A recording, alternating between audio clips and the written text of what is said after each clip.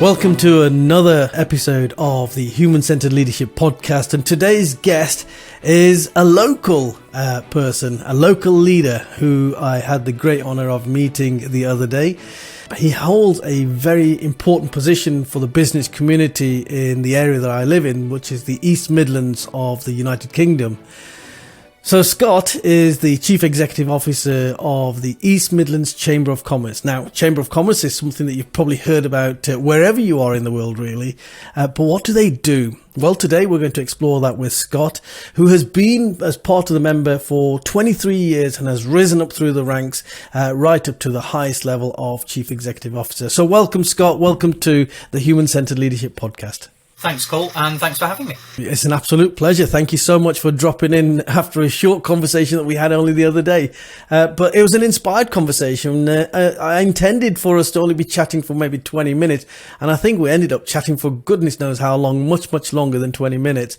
But I found great synergy in some of the stuff that you're talking about. Now, as you now know, EQ in leadership is my passion. This is what I help organizations to do, to create EQ cultures and emotionally intelligent leaders.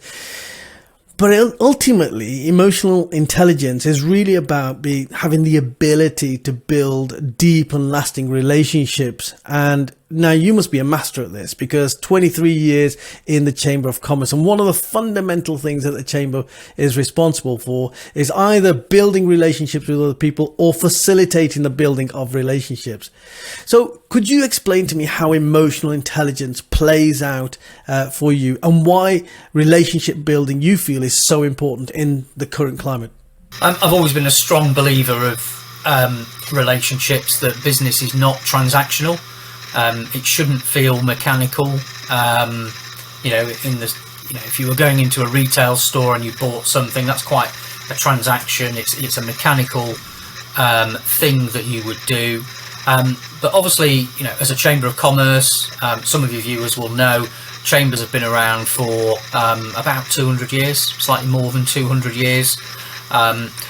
You see the Chamber of Commerce brand wherever you go across the world. Sometimes they do slightly different things to each other, but fundamentally it's about being a fulcrum for the business community, and therefore actually developing, building and maintaining relationships is a really important part of understanding the business community, what its needs are, what the barriers to growth might be, and you can't find that out over a very short conversation, and because this is an evolving piece, perhaps never more so than in the last sort of couple of years, then really understanding what it is that makes businesses tick. And of course there is no one size fits all. Every business is unique, no matter what sector they're in, what size of business they are, what their geography is, and therefore you have to have that empathy. You've got to be able to listen to each business leader or key decision maker within a business to understand, what are their challenges, what are their barriers, and actually how can you help lift some of that. I wouldn't say I was a master, Kul, at it at all. I think I'd still describe myself as an enthusiastic amateur, but myself and my team, everything we do is about managing, building or maintaining relationships. And I think and whether that's internal or external, and you have to be able to switch from the macro to the micro very quickly. Sometimes several times within the same minute, depending on your audience or mixed company, and so on. That last bit that you've touched upon there, Scott, gives me another flash of another element of emotional intelligence, and I call that fluid leadership. So you've talked about, going from the macro to the micro instantaneously, maybe several times in a conversation. I think that's so important and so correct. I often teach this in terms of, there being 6 leadership styles within emotional intelligence, right from the coercive leadership styles through to the resonant leadership styles. And there's a great book on this called Primal Leadership, by the way, which I think is a fascinating book. But that is all around shifting as your environment shifts with you, and just adapting the right leadership style. Now, Adaptability and agility is something that we've heard an awful lot about over the last couple of years while we've been going through the whole COVID experience and the pandemic and the lockdown and the subsequent different ways of working. So what has adaptability meant to you, and who have been the most adaptable types of organizations for you? What is a leadership mindset that you need to have to be adaptable? I'm sorry, there's 3 questions in one, but this is like an exciting area. Yeah, I think adaptability or agility, whether they're the same things or slightly different, I think they're so inextricably linked. And clearly the pandemic has meant that we've all had to adapt quickly. Talking to our members, we've got 4,000 plus members across the East Midlands, everything from sole traders through to start-up businesses to scale-up businesses, and then those big global brands that we've got so many of in the East Midlands. And everybody had to adapt, and everybody had to do it rather quickly and therefore be agile. And when I talk to business leaders, chief executives, MDs, business owners, what everybody would say is, number one, from an adaptability perspective, was about how they accelerated their digital transformation strategies. Most of us pre-pandemic would have had, whether it was IT roadmaps or digital transformation strategies, whatever term you wanted to use, that was probably measured in years. And everybody said, well, we had to do it over a weekend. And clearly, so did so many businesses. It is quite interesting, certain sectors, probably talking about the public sector in terms of pace, seem to come along at a much slower pace. I'm not being overly critical because they're big organisations, the old, I guess it's a British adage of trying to turn the QE2. It's a real effort to turn around machines of size. Most of our members, the chamber itself, we're SMEs. And therefore you can adapt quite quickly. We had to turn an entire face-to-face delivery program into a virtual one within 2 or 3 days, and actually it was really pleasing to see that we could do that. Although we were probably as a business ourselves, in a slightly advantageous position that we had invested quite heavily in our IT infrastructure only months before. I hadn't appreciated it would pay off quite so quickly when the pandemic came around, but it really did. People just picked up laptops, they left the office one day, and they were delivering virtually the following day. That's not been the case for all businesses, and of course, not all businesses were able to work remotely. There's many sectors that we have where actually it requires attendance at a factory, at a plant, whether it's retail, whether it's hospitality. But then you see the pace of those businesses and how they adapted, whether it was about keeping their workforce safe, whether it was around keeping their customers safe and creating confidence that you were okay to go into that shop or okay to go into that bar or restaurant. So I think, lots of businesses have spent a huge sum of money becoming adaptable, being agile. They did it very quickly. And you could see certainly thinking about central government and all of the sort of financial aid that was there for businesses, it was trying to play catch up to the pace at which businesses had adapted all the way through. So that was, really pleasing to see that, we have such great leadership across the business community in the East Midlands. Yeah, I think there's so much truth in what you've said, and the only difference between adaptability and agility for me, adaptability is the ability to change with the environment, and agility is about how fast you're able to do that. Obviously, for the smaller the company, the easier it is. I mean, for me, I remember on the day of lockdown, I was delivering for the first time my program on emotional intelligence for staff at a university, and the first module is 2 days, and we'd had a phenomenal first day, and then I came in for the second day. We were an hour into it, everyone's really excited, and then somebody from HR came running in, not quite screaming, but when I tell the story, I have to make it much more sensational, saying we all have to leave, everyone has to go. And I was like left scratching my head thinking, well, okay, what do I do now? But within a day or two, I was delivering 100% online. So we've learned an awful lot, and we've all had to adapt, and some have been more agile than others. But I think it's also brought its own challenges as well. we're talking about relationship building and this ability to maintain contact with other human beings. And I think a lot of people are suffering with anxiety as a result of not being able to physically meet their colleagues, their peers. I'm sure that you've got plenty of stories, not just within your members of the chamber, but also I think you employ something like 200 staff yourself. So what have you done and what have you known other businesses to do to maintain that well-being and that connectability with their staff? It's a really good question, and I'll start by saying what we did as a business. There's actually led to lasting change, so transformative change. So one of the very first things that we did once lockdown sort of started in March 2020, immediately set up a weekly virtual meeting with all staff. So it doesn't have a fixed agenda. We experimented with different ways of keeping in touch with people through that mechanism. Sometimes it'd be quite a formal agenda to talk about performance. Other times it would be to have quite an open agenda and say to people what is it you want to talk about, rather than it being steered entirely from the top. And that worked really well. The fact that most people sort of thought, well, what are we turning up to this week? It might be, here's some great case studies that we've done of how we've delivered things virtually, or it could have been, here's some really nice feedback we've had from customers and from members, and that was great. Or having a conversation about how people are feeling, what else could we do?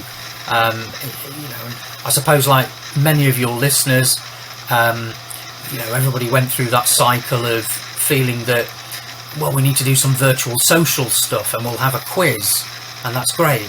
I don't ever want to do a virtual karaoke evening ever again.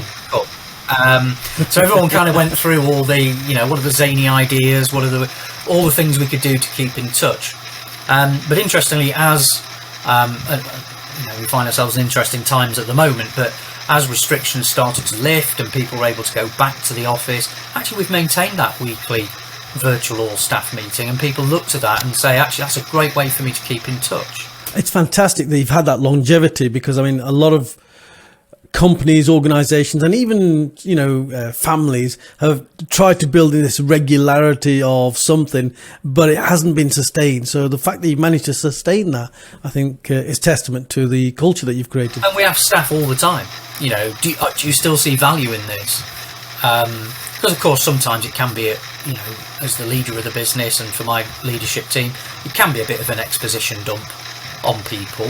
But people still say, no, we see value in it, we think it's great. I might not be able to come to every one because of other commitments, but usually we get about 75% of the Chamber's team on each virtual meeting, so that feels pretty good. Since we have been able to get people back together, we've done an all-staff away day, clearly when it was safe to do so and government restrictions allowed that, and that was great.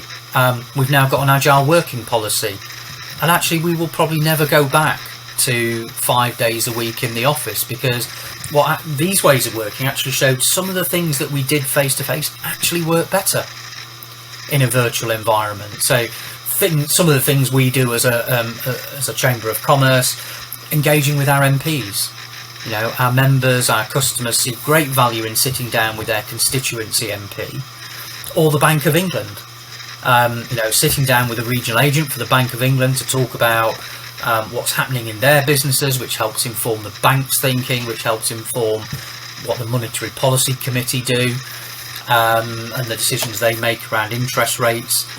That actually works much better virtually, because you're pinning down senior people with extremely busy diaries. Well, an hour is an hour rather than an hour plus travelling time in either direction. We get much better attendance at those meetings with them being virtually. But then there are things that we do that actually virtual doesn't work as well, and actually people see the value of coming together. But certainly going forward, we will have it's an overused term, isn't it, but a hybrid delivery model.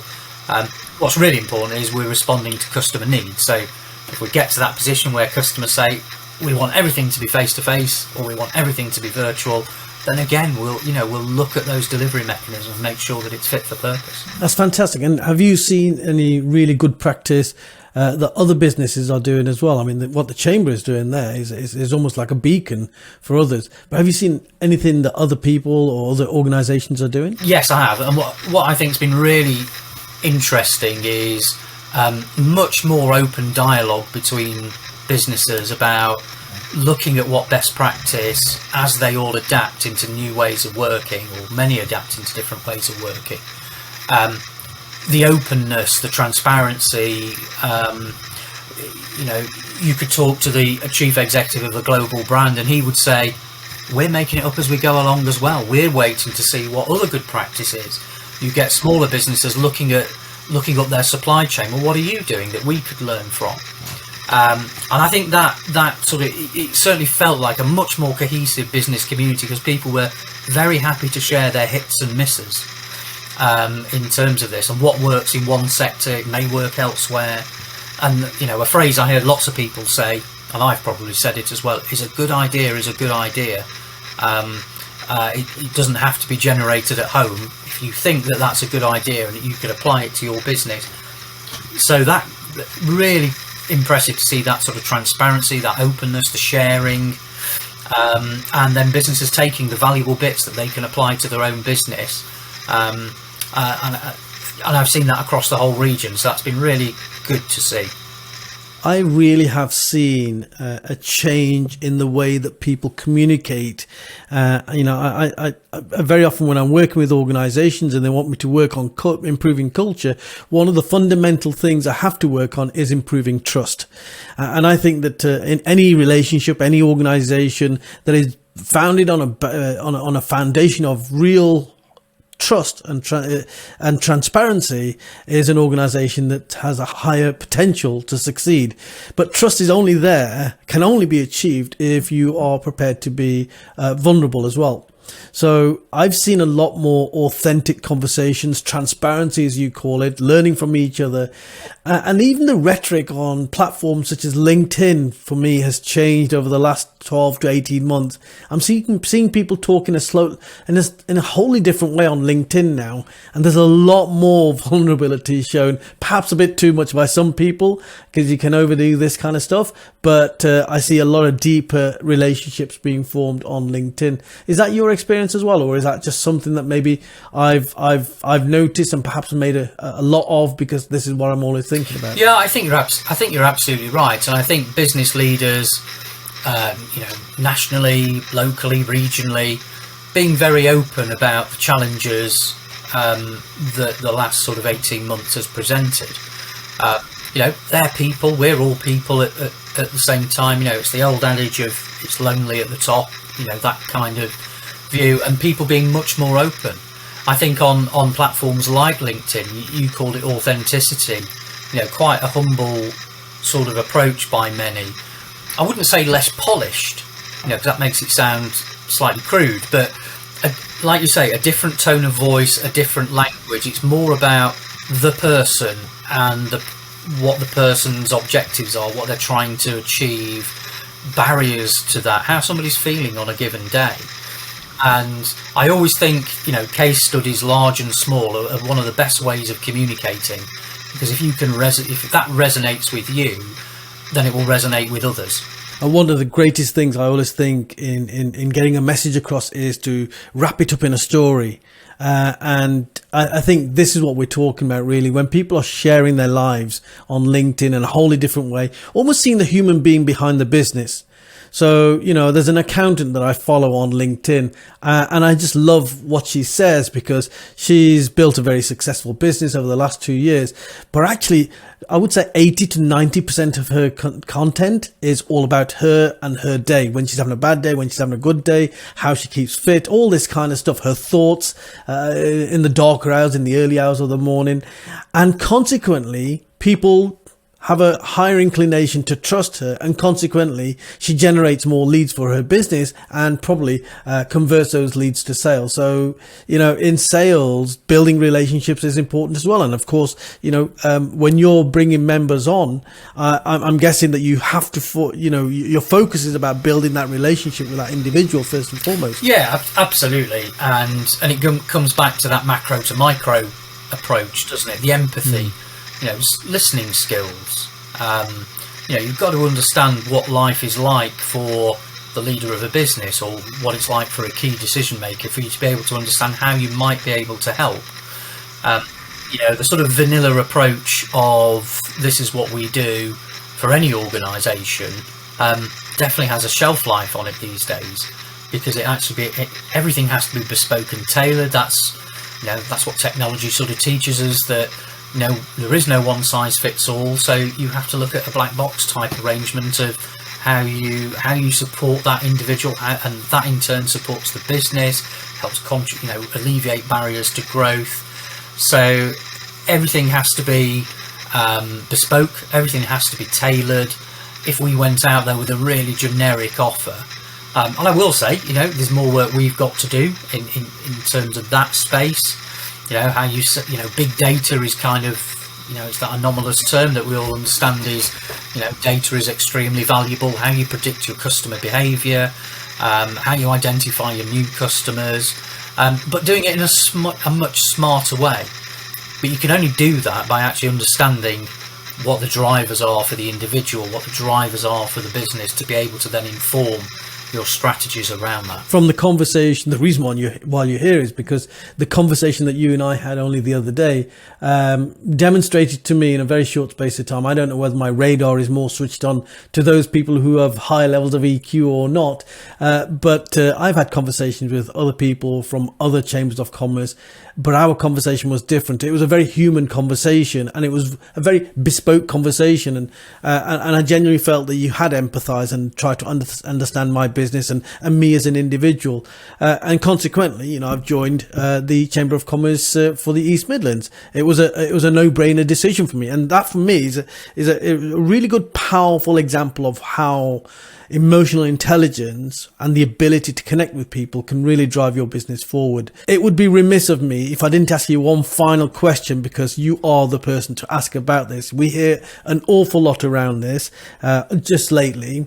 And I saw there was a YouTube video from the BBC around this very same subject only last night. And it's something that's being termed as the Great Resignation, or I think in America they're using the term the Big Quit. And I understand that in America there's something like, now I might have got the figures wrong, something like 4 million people a month are leaving their workplaces. And this is not just in America, though. This is happening across the world. That since the pandemic, more and more people have voted with their feet when they're not happy with the workplace that they're at now, because people have recalibrated their priorities as a result of the pandemic. What has been your experience, and what are your thoughts on what is happening with the Great Resignation, and what organizations need to do and leaders need to do to ensure that they reduce the stem or the turnover that they might be experiencing right now of their talent? Yeah, that's a really good question, and quite a few different answers to that. I mean, the first thing is we absolutely have recognised that amongst our members.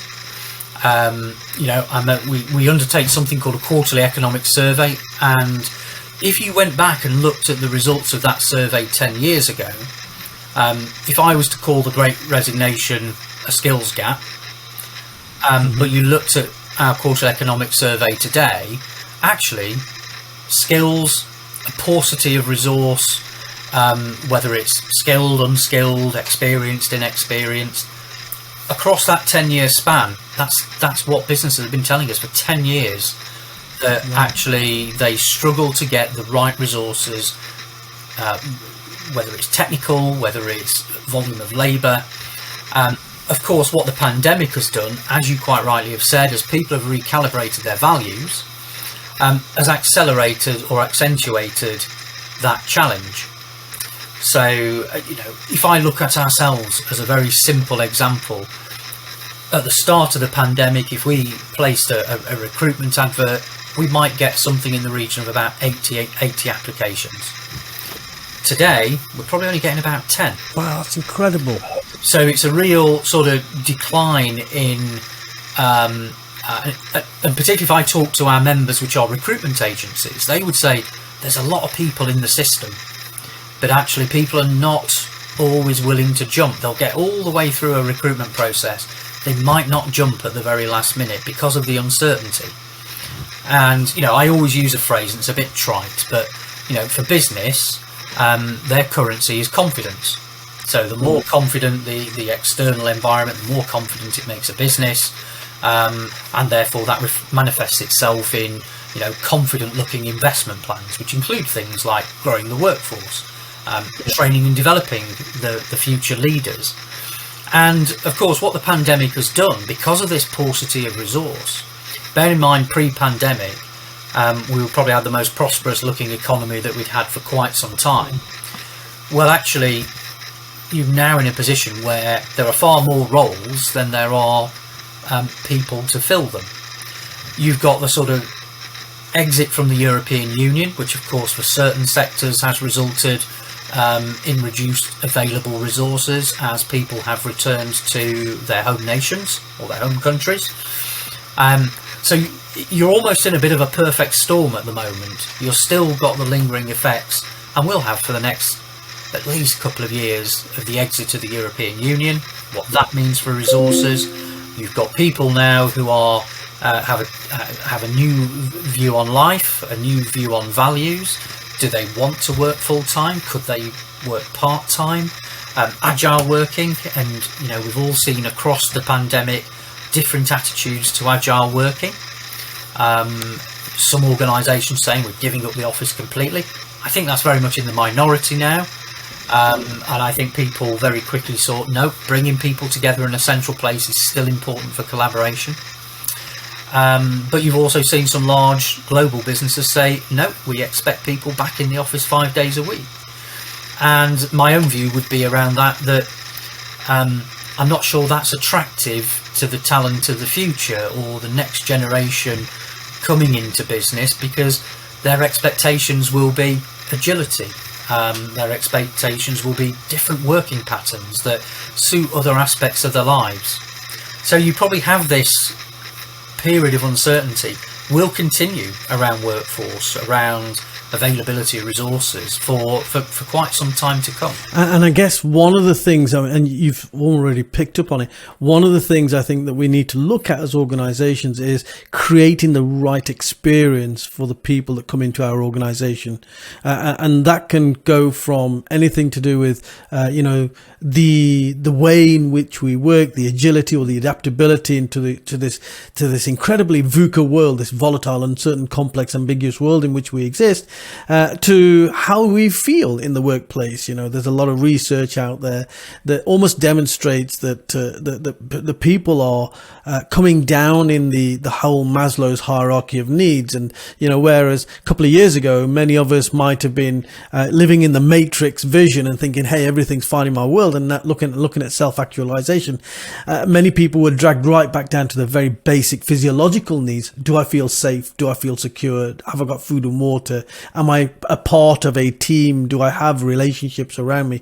And I think, we need to understand and recognize that as leaders. And this is why I believe emotional intelligence is so important in the workplace. I was hearing from somebody yesterday. I used to be a police officer, as you know, and I was talking to somebody yesterday, and he's involved in recruitment for a police force.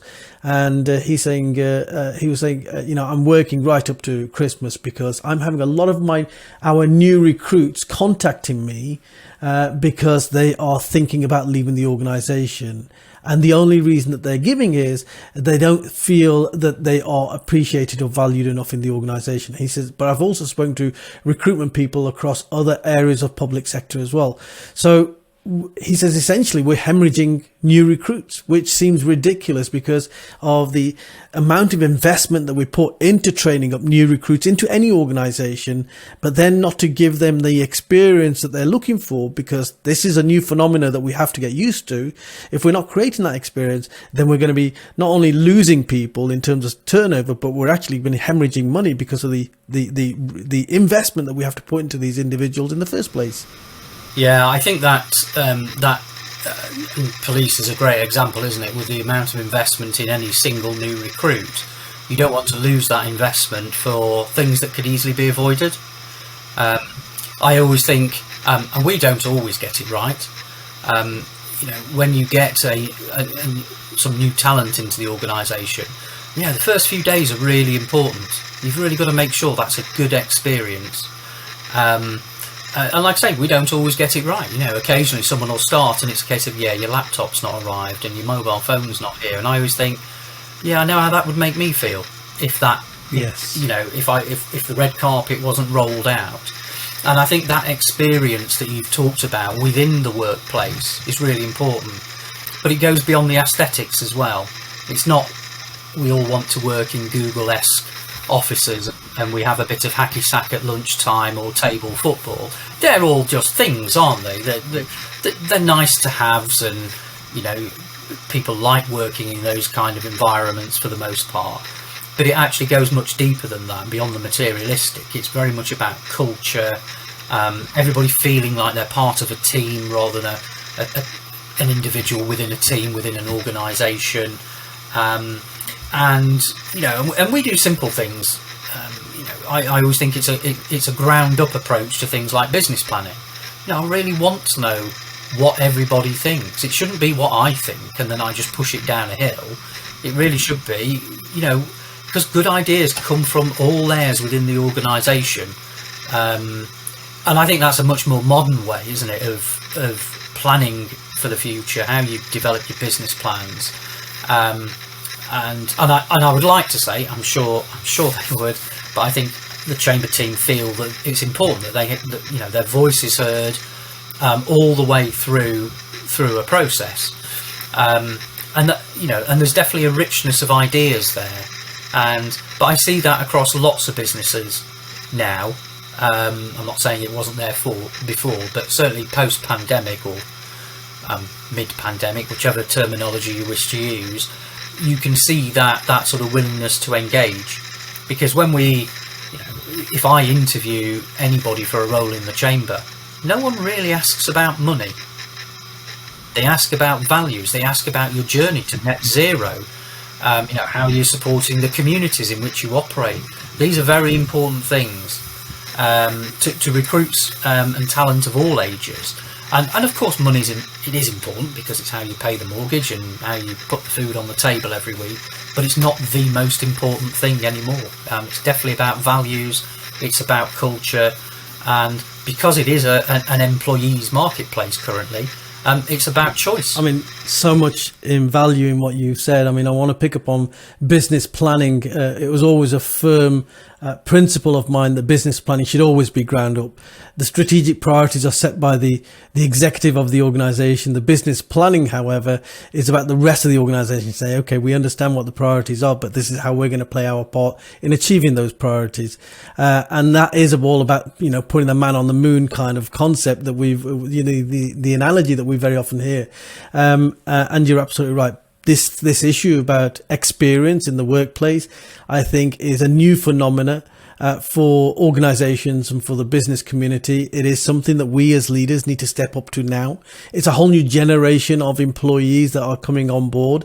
And if we don't give them the experience that they want and deserve, then we are going to be losing talent, and we will be hemorrhaging staff, money, great people, and fundamentally it's going to affect our performance and bottom line. It's as simple as that.